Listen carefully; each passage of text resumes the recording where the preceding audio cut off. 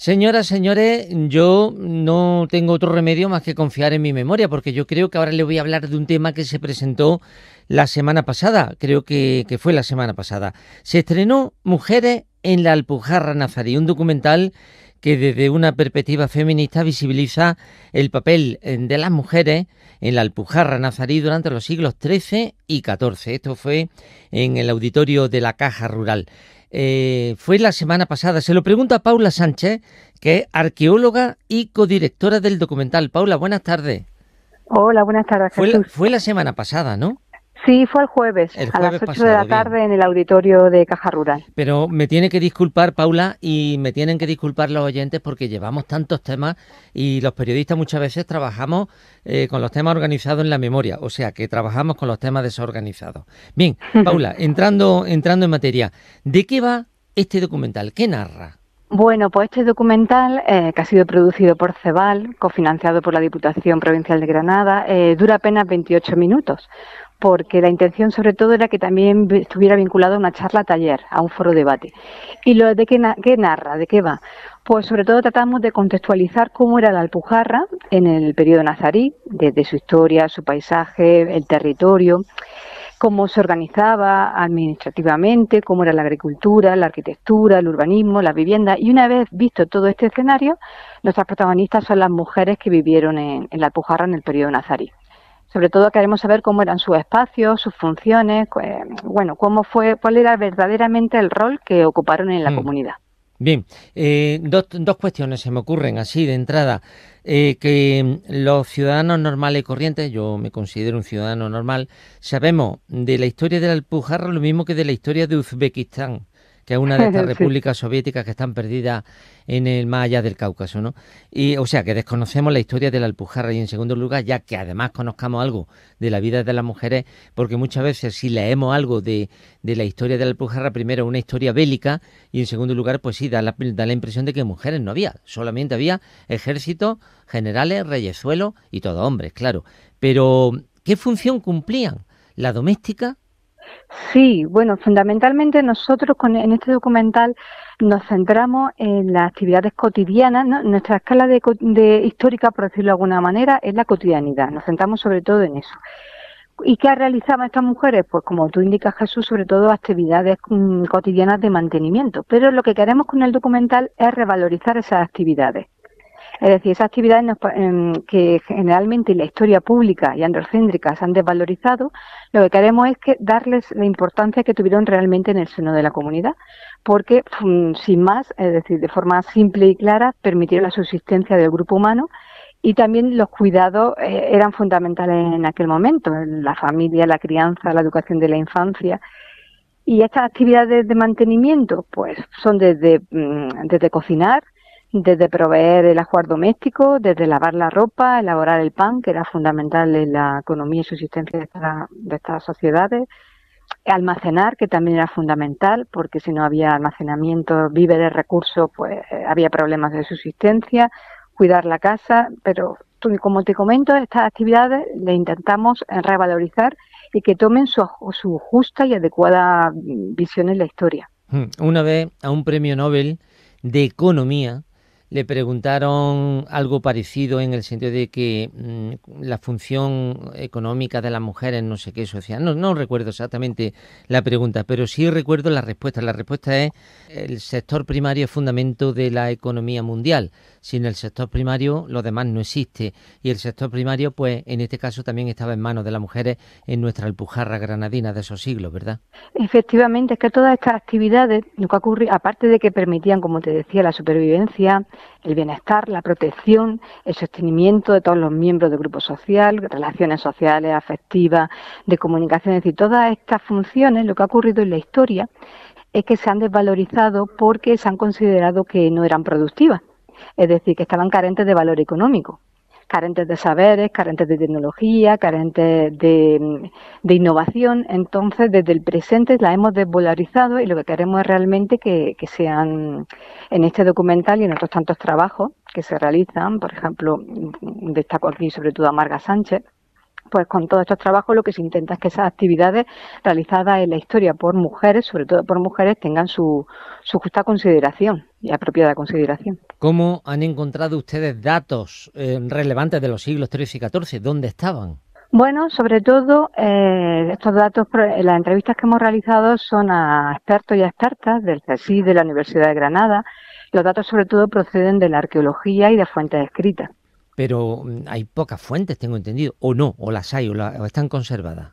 Hay pocas fuentes, sobre todo referidas al ámbito rural y a la Alpujarra, pero sí se conservan. De hecho, hemos contado con Bárbara Bolois Gallardo de la Universidad de Granada, que en el documental pues relata esa fuente. También tenemos fuentes iconográficas, algunas de ellas, donde se ve cómo la mujer colabora en determinadas actividades o va velada, etcétera.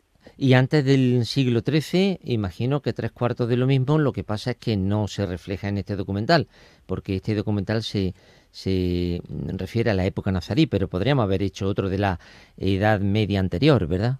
Claro, de hecho en un principio nuestra intención era hacer un documental sobre todo la etapa andalusí, pero finalmente nos centramos en el periodo nazarí porque queríamos que el documental tuviera una duración cortita y que lo tratáramos, aunque lo hemos tratado de forma generalista, pero sí que trabajando un periodo de tiempo más corto nos permitía ser más específicos con algunos temas. Usted es una codirectora, una de las dos codirectoras del documental, la otra es Carla Alba Pulido, que es antropóloga, ¿verdad? Sí. Bien, una mezcla, usted arqueóloga y ella antropóloga. Sí, hemos hecho una visión multidisciplinar. Exactamente, porque era imprescindible hacerlo así, ¿no? Sí, porque como te comento también es fundamental, también muchas veces tenemos que recurrir a fuentes etnográficas actuales con cierta precaución, porque hay siglos de historia por medio, pero también la visión de Carla ha sido fundamental para tener en cuenta esas cuestiones. Estupendo, muchas gracias, muy buenas tardes. Buenas tardes, Jesús, muchas gracias a ti. Pues llamamos también a Carla Alba Pulido, antropóloga y codirectora de este documental. Carla, muy buenas tardes. Buenas tardes, ¿qué tal? Acabamos de hablar con Paula Sánchez, nos ha contado un montón de curiosidades. El papel que juegan las mujeres en la historia está sistemáticamente desprestigiado. Sí, efectivamente. En ese sentido podríamos hablar de dos tipos de desprestigios, ¿no? Una cosa tiene que ver con cómo han sido estudiadas esas mujeres en la historia, ya que partimos de una mirada androcéntrica y eurocéntrica, ¿no? de las investigaciones, en las que ha faltado mucha mirada de género, ¿no? en este sentido.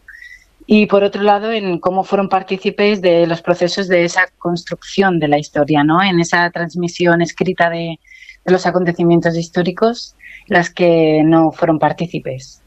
Eso se está evitando ahora. ¿Es el primer momento histórico en el que lo estamos evitando? ¿Con documentales como este? Bueno, a nivel de formato y contenido está claro que ahora tenemos muchos más recursos y la verdad que todos los movimientos feministas que vienen sucediendo desde los años 70 y 80 han posibilitado que repensemos las ciencias sociales y por tanto las formas en las que estudiamos, ¿no?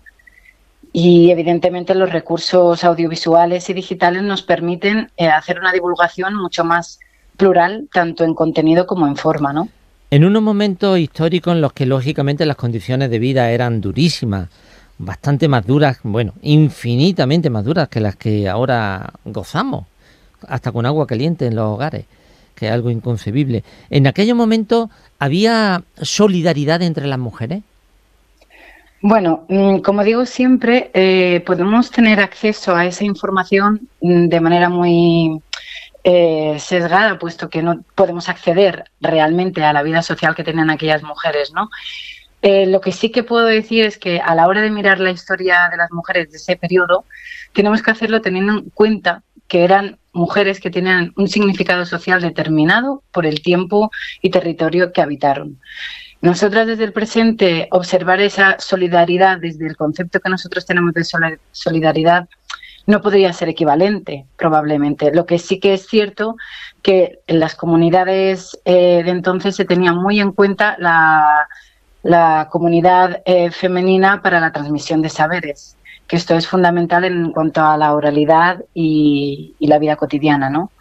Esa es una de las funciones más curiosas y más importantes olvidada muchas veces por la historia oficial, porque la mujer era la que transmitía efectivamente a su hijo y a su hija, transmitía los conocimientos, transmitía el idioma, transmitía la formación y realmente ponía ciudadanos en el mundo, ¿no? Claro, o sea, yo en este punto pienso que no se trata tanto de decir si las mujeres hacían una cosa y los hombres otra, puesto que todos eran partícipes de la transmisión oral, ¿no? Además que sabemos que las mujeres de la época nazarí también participaban de actividades de la vida pública, como era la agricultura, la ganadería, etcétera. Lo que sí que sería relevante aquí destacar es que las mujeres transmitían en formato oral, por decirlo de alguna manera, puesto que no tenían la posibilidad de acceder a otras formas de transmitir conocimiento. Y aparte que en cualquier comunidad sabemos que la transmisión oral, inclusive en la actualidad, es parte de nuestro aprendizaje cotidiano, ¿no? Es curioso, es curioso. ¿Van a hacer más iniciativas de este tipo desde el Centro de Estudios Históricos del Valle del Lecrín y de la Alpujarra? ¿Tienen algo previsto?